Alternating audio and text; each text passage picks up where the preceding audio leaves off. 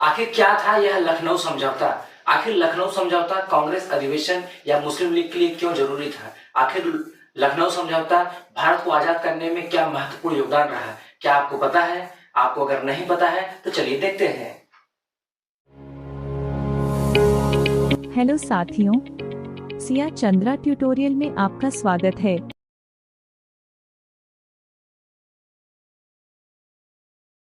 Hello साथियों, welcome back to our channel. मैं संजय गुप्ता आप सभी साथियों का बहुत बहुत स्वागत करता हूं और उम्मीद करता हूं आप सभी स्वस्थ होंगे, मस्त होंगे, एकदम जबरदस्त होंगे।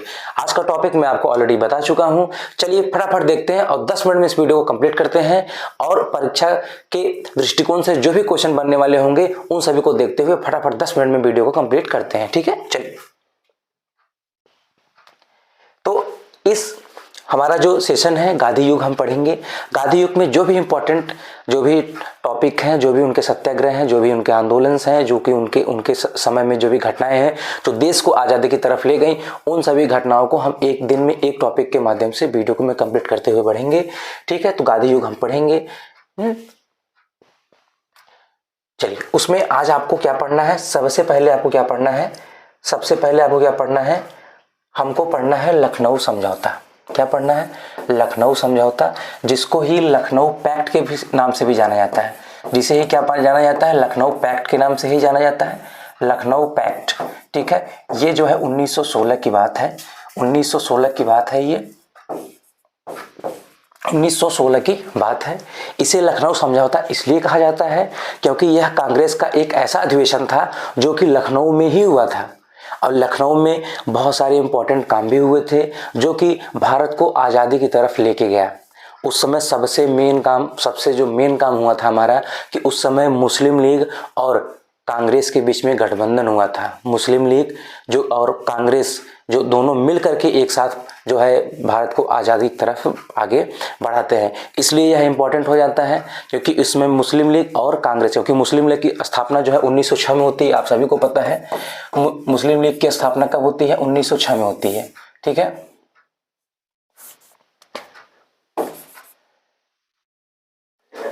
मुस्लिम लीग की स्थापना 1906 में होती है। कहाँ होती है? ढाका में होती है। ठीक है, ये भी आप जानते रहिएगा। मुस्लिम लीग की स्थापना जो है 1906 में ढाका में होती है। ठीक है, किसकी अगुवाई में इसको बनाया जाता है? तो आगा खां थे। कौन था? आगा खां और सलीमुल्लाह। और सलीमुल्लाह की अगुवाई में जो है ये सलीमुल्लाह और आगा खां की अगुवाई में मुस्लिम लीग की स्थापना की जाती है। कब? 1906 में। कहाँ पे? ढाका में। तो अभी तो ये मुस्लिम लीग अपने तरीके से देश की आज़ादी के लिए लड़ रहा है और कांग्रेस जो है वो अपनी आज़ादी के लिए अलग तरीके से लड़ रहा है। तो पहली बार कांग्रेस और मुस्लिम लीग एक साथ जो है साथ में गठबंधन करके आपस में मिल करके देश को आज़ादी की तरफ लेके चलते हैं। इसलिए जो है हमारा 1916 का जो लखनऊ समझौता था या कांग्रेस का 31वां अधिवेशन था, ये भी याद रखिएगा। यह कांग्रेस का 31 नंबर का जो है आपका अधिवेशन था। 31 नंबर का अधिवेशन था ये। इस चीज को भी आपको ध्यान रखना है। ठीक है, यह कांग्रेस अधिवेशन का 31वां अधिवेशन था। ठीक है, और एक चीज आप आगे, तो मैं अभी सब चीज मैं बताऊंगा ही आपको, आगे सब चीज पीडीएफ के माध्यम से आपको प्रोवाइड भी कर दिया जाएगा, आप बिल्कुल भी परेशान नहीं होंगे। और इसमें एक चीज और हुआ था कि जो 1907 के जब सूरत अधिवेशन में 1907 के जब सूरत अधिवेशन हुआ था 1907 में, तो 1907 के सूरत अधिवेशन में इस चीज को भी आप नोट डाउन करिएगा कि 1907 में जब सूरत अधिवेशन हुआ था, कांग्रेस का सूरत अधिवेशन हुआ था। कब? 1907 में।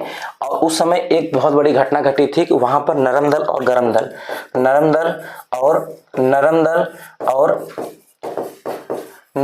और गरम दल का आपस में क्या हो गया था? विखंडन हो गया था। नरम दल वाले चाहते थे कि नरम दल वाले जो नेता थे वो चाहते थे कि हम किसी चीज को हम आजादी लेंगे। आजादी तो दोनों चाहते थे, नरम दल वाले भी, गरम दल वाले भी। लेकिन नरम दल वाले क्या चाहते थे कि हम आजादी को बिना हिंसा किए अहिंसात्मक तरीके से जो है हम या बातचीत करके या शांति से धरना दे करके हम जाकर के आज़ादी को मांगेंगे और आज़ादी हम लेंगे। लेकिन वहीं गरम दल वालों का कहना क्या था कि हम आज़ादी मांगेंगे नहीं, आज़ादी छीन के लेंगे। और अब हम लोग अगर प्रेम से अगर जाएंगे अंग्रेजों या ब्रिटिश से मांगेंगे तो हमको आज़ादी नहीं मिलेंगे, क्योंकि इन दोनों का आपसी विचार जम नहीं पाया। इसलिए 1907 में सूरत अधिवेशन में ये नरम दल और गरम दल दोनों अधिवेशन दोनों क्या अलग हो जाते हैं 1907 के सूरत अधिवेशन में। अब ये 9 साल के बाद जब 1916 आता है लखनऊ के समझौते में, तो ये नरम दल और गरम दल भी आपस में मिल जाते हैं। दो यह महत्वपूर्ण कार्य हुआ था, इसलिए लखनऊ समझौता आपके लिए मोस्ट इंपॉर्टेंट बन जाता है कि नरम दल और गरम दल का अब क्या होगा, फिर से गठबंधन होता है और मुस्लिम लीग और कांग्रेस पहली बार जो है साथ मिल करके वो लोग देश की आज़ादी की तरफ लेके जाएंगे। दो इंपॉर्टेंट चीज, पहला क्या है, लखनऊ समझौता हमारे लिए इंपॉर्टेंट इसलिए हो जाता है कि पहली बार मुस्लिम लीग और कांग्रेस एक साथ उनका गठबंधन हुआ था, एक साथ जो है वो साथ में आए थे। और दूसरा, जब सूरत अधिवेशन 1907 में जो कांग्रेस का सूरत अधिवेशन था 1907 में, तो उस समय नरम दल और गरम दल क्या हो गया, आपस में उनका टकराव हो गया था, वो अलग हो गए थे। तो अब उस 9 साल के बाद 1916 में लखनऊ समझौते में नरम दल और गरम दल भी आपस में क्या हो जाते हैं, गठबंधन करते हैं, आपस में मिल करके आगे बढ़ाते हैं। आई होप इतना चीज समझ पा रहे होंगे आप लोग। अब आगे हम चलते हैं, जो चीज मेन पॉइंट चीज बनता चलेगा हम जल्दी से बताते हुए आगे बढ़ेंगे। ठीक है, चलिए मेन चीज पढ़ते हुए चलेंगे। अब इसमें से बहुत सारी चीज तो मैं आपको ओरली बता दिया हूं, अब इसमें बस हैंड रिटन माध्यम से आपको बताऊंगा कि वर्ष 1916 ईस्वी में कांग्रेस का लखनऊ अधिवेशन दो दृष्टियों से बहुत महत्वपूर्ण था। उसमें दो चीज क्या थी, जिस दो चीजों से वो जो है बहुत महत्वपूर्ण हो जाता है। कौन कौन सी चीज, वही मैं आपको बताया कि राष्ट्रवादी गरमपंथी वर्ष 1907 के बाद 9 वर्ष के बाद कांग्रेस के अधिवेशन में पुनः वो जो है क्या होते हैं, शामिल हुए कि जब 1907 में कांग्रेस सूरत अधिवेशन में गरम दल और नरम दल जो उनका आपस में विखंडन होता है, तो उसके बाद नरम दल वाले कांग्रेस अधिवेशन करना ही छोड़ देते हैं और कांग्रेस के अधिवेशन में भाग लेना ही छोड़ देते हैं, तो अकेले नरम दल वाले लेके चलते हैं। लेकिन फिर 9 साल के बाद 1916 के लखनऊ समझौते में फिर से वो एक साथ जो है मिल करके आए थे, पहली पॉइंट। और दूसरा, कांग्रेस और मुस्लिम लीग के मध्य समझौता हुआ था कि अब हम लोग जो भी करेंगे साथ मिल करके जो है आगे काम अपना बढ़ाएंगे। ठीक है, ये 2 पॉइंट बनते हैं, इसलिए जो है 2 मेन पॉइंट बनते हैं जो कि हमारे लिए लखनऊ समझौता क्या जाता है, महत्वपूर्ण हो जाता है। अगला पॉइंट बनता है, कांग्रेस के लखनऊ अधिवेशन की अध्यक्षता अंबिका चरण मजूमदार ने किया था। ये बहुत इंपॉर्टेंट है, ये चरण बरड़ हो गया है चरण, अंबिका चरण मजूमदार। ये बहुत इंपॉर्टेंट क्वेश्चन है और बहुत बार पूछा जाता है, इसको आप डबल स्टार मान कर चलिएगा कि कांग्रेस का लखनऊ समझौता जब हुआ था, लखनऊ अधिवेशन हुआ था 1916 में, उसकी अध्यक्षता किसने किया था, अंबिका चरण मजूमदार ने किया था। और किसकी तरफ से किया था, कांग्रेस की तरफ किया था। ये कांग्रेस की तरफ से जो है अध्यक्ष कौन थे, अंबिका चरण मजूमदार थे। वहीं अगर मैं कह दूं कि मुस्लिम लीग से कौन थे, ये तो क्या हो जाता है भाई, वहीं मुस्लिम लीग से अगर मैं पूछूं कि मुस्लिम लीग से अध्यक्ष कौन था, तब आप किसका नाम लेंगे, जिन्ना का नाम लेंगे। ठीक है, किसका नाम लेंगे, जिन्ना का। तो 1916 में मुस्लिम लीग और कांग्रेस दोनों एक साथ आए थे। उसमें कांग्रेस अधिवेशन जो था वो 31वां अधिवेशन था, उसकी अध्यक्षता कौन कर रहे थे, अंबिका चरण मजूमदार ने किया था। और वहीं मुस्लिम लीग का जो है अध्यक्ष कौन था उस समय, कौन थे, जो है जिन्ना नाम जानते होंगे आप लोग। आगे पॉइंट है, लखनऊ अधिवेशन 1916 में कांग्रेस तथा मुस्लिम लीग का एक साथ अधिवेशन हुआ था। यह भी मैं आपको पहले ही ऑलरेडी बता चुका हूं। वर्ष 1913 में मुस्लिम लीग ने अपने लखनऊ अधिवेशन में एक प्रस्ताव पारित किया था। देखिए 1913 की बात है, क्योंकि 1916 में ही मुस्लिम लीग और कांग्रेस एक साथ आए थे, जबकि उसके पहले मुस्लिम लीग अपने तरीके से जो है अपनी बातों को रखते थे और कांग्रेस जो है अपने तरीके से बातों को रखता था। तो 1913 में उनका एक अधिवेशन लखनऊ में हुआ था, किसका, मुस्लिम लीग वालों का। तो उन अधिवेशन में उन्होंने एक प्रस्ताव पारित करके घोषणा किया था कि उनका लक्ष्य साम्राज्य के अंदर भारत के लिए स्वराज को प्राप्त करना था। कब, मुस्लिम लीग वाले 1913 में ही यह जो है प्रस्ताव पारित करके घोषणा कर देते हैं 1913 में। ठीक है, आगे पॉइंट बनता है कि इस अधिवेशन में मुस्लिम लीग के नेताओं ने पहली बार स्वशासन को राष्ट्रीय लक्ष्य स्वीकार किया था और कांग्रेस के साथ सहयोग करने पर बल भी दिया था। मतलब 1913 का ही अधिवेशन था लखनऊ में जो हुआ था। उस समय मुस्लिम लीग वालों ने यह सहमति जताई थी, वहां के जो भी नेता थे उसमें उन्होंने सहमति जताई थी कि अब हम लोग को कांग्रेस के सहयोग करना चाहिए और तब हम जब लोग एकता में, क्योंकि शक्ति होती है। देखिए उस समय स्थिति कुछ और थी, आगे जो है यही मुस्लिम, क्योंकि मुस्लिम लीग का उस समय अध्यक्ष जिन्ना थे, और जिन्ना के सहयोग से ही पहली बार जो है लखनऊ और ये मुस्लिम लीग का और कांग्रेस के साथ संयुक्त अधिवेशन होता है। कहाँ? लखनऊ में। मोहम्मद अली जिन्ना का इसमें बहुत अच्छा सहयोग था। अच्छा, उस समय स्थिति कुछ और थी। उस समय जिन्ना जो था भारत का ही था, भारत के लोगों ही लड़ रहा था। लेकिन जैसे ये जो इस समय जो कटाक्ष है दोनों देशों के बीच में, वो उस समय स्थिति कुछ और थी। लेकिन जैसे जैसे समय बीतता गया वैसे वैसे घाव भरते चले गए और दुनिया बढ़ती चली गई। लेकिन उस समय जो जिन्ना था, जिन्ना का बहुत सहयोग था कि तब जाके जो है कांग्रेस और मुस्लिम लीग एक साथ था। ये बात यहाँ तक समझ में आ गई। आई होप इतना समझ गए होंगे, किसी प्रकार कोई दिक्कत नहीं होगी आपको। ठीक है, आगे चलते हैं। तो चलिए फटाफट आगे देख लेते हैं कि वर्ष 1913 में नवाब, एक चीज याद रखिएगा, नाम सैयद मोहम्मद बहादुर की अध्यक्षता में कांग्रेस का एक कराची अधिवेशन होता है। कराची अधिवेशन में एक प्रस्ताव पारित किया जाता है कि मुस्लिम लीग के सहयोग का वहां पर हार्दिक स्वागत अभिनंदन भी किया जाता है कि जो सभी मुस्लिम लीग के सदस्य जो कांग्रेस साथ समर्थन देने की बात कह रहे थे, समर्थन देने की बात बोली जा रही थी वहां पर, उसका वो लोग क्या करते हैं? स्वागत और अभिनंदन करते हैं। वर्ष 1915 में जिन्ना के व्यक्तिगत प्रयास से कांग्रेस और लीग का अधिवेशन एक साथ बंबई में हुआ, क्योंकि जिन्ना का उसमें बहुत इंपॉर्टेंट रोल था, मैं आपको ऑलरेडी बता चुका हूँ। 1915 में पहले बंबई में होता है, फिर वहां पर आपस में लोग विचार विमर्श करते हैं, तब यह निर्णय लेते हैं कि आगे जो है अब जो हमारा अधिवेशन होगा वो 1916 में एक साथ होगा। दोनों संगठनों के आपसी सहयोग के द्वारा संवैधानिक सुधारों की एक योजना बनाने के लिए एक विशेष समिति का भी गठन किया गया। उसमें क्या होता है? एक समिति का गठन किया जाता है कि आगे अब एक योजना बनाई जाती है कि अब हमको ये भी काम करना है, योजनाबद्ध तरीके से करना है और आगे जो है अपने कार्यों को आगे बढ़ाना है।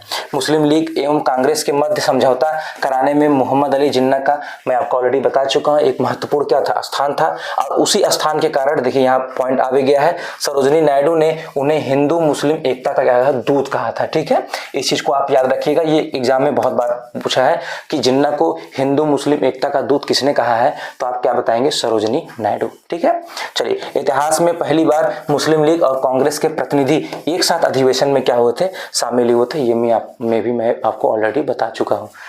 इसी अधिवेशन में कांग्रेस और लीग ने एक ही स्थान पर एक ही समय में अपने अलग अलग वार्षिक अधिवेशनों को आयोजित करने का निर्णय भी लिया कि एक ही समय में हम अलग अलग जगह पर अपना अधिवेशन करेंगे, लेकिन उनका जो लक्ष्य, जो टारगेट था वो क्या था? एक ही था। कांग्रेस के इस अधिवेशन 1915 की अध्यक्षता किसने किया था? एसपी सिन्हा ने किया था। याद रखिएगा, 1915 भी इंपॉर्टेंट आपके लिए इसलिए बनता है क्योंकि उस समय एक साथ ये लोग आते हैं और अपना मतलब अब उस समय यह निर्णय लिया जाता है कि अब आगे जो भी अधिवेशन करना है हम लोग को, जो है जो भी निर्णय लेना है, जो भी डिसीजन लेना है, हम लोग साथ में डिसीजन लेंगे और आगे बढ़ेंगे। हाँ, उसके साथ साथ 1915 का जो कांग्रेस का अधिवेशन था उसकी अध्यक्षता एसपी सिन्हा ने किया था। इस चीज को भी आपको ध्यान देना है। और 1915 में जो है जिन्ना का एक महत्वपूर्ण स्थान था, तब उन्होंने जो है आप यह बात अपने जो है अधिवेशन में बोला था कि अब हम जो कांग्रेस है और मुस्लिम लीग है इनको एक साथ मैदान में उतरने की जरूरत है। ठीक है, चलिए आगे चलते हैं। अब वो आ गया 1916। वर्ष 1916 में कांग्रेस और लीग का एक साथ अधिवेशन लखनऊ में हुआ। लीग के अध्यक्ष जिन्ना थे तथा कांग्रेस के अध्यक्ष कौन थे? अंबिका चरण मजूमदार थे। ये चीज मैं ऑलरेडी आपको बता चुका हूं। ठीक है, आगे लखनऊ अधिवेशन में कांग्रेस और लीग के मध्य एक समझौता हुआ जो लखनऊ पैक्ट के नाम से जाना जाता है, या लखनऊ समझौता कह सकते हैं, उसे लखनऊ पैक्ट के नाम से भी क्या कह सकते हैं? प्रसिद्ध है। दोनों संगठनों ने मिल करके जो योजना बनाई वह लखनऊ योजना के नाम से जानी जाती है। ठीक है, जो समझौते हुए उसे लखनऊ पैक्ट कहते हैं, जो उन्होंने योजना तैयार किया उसको क्या कहते हैं? लखनऊ योजना के नाम से जानते हैं। वर्ष 1916 में मुस्लिम लीग और कांग्रेस के मध्य एक समझौता कराने में मोहम्मद अली जिन्ना एवं बाल गंगाधर तिलक का सर्वाधिक महत्वपूर्ण योगदान था।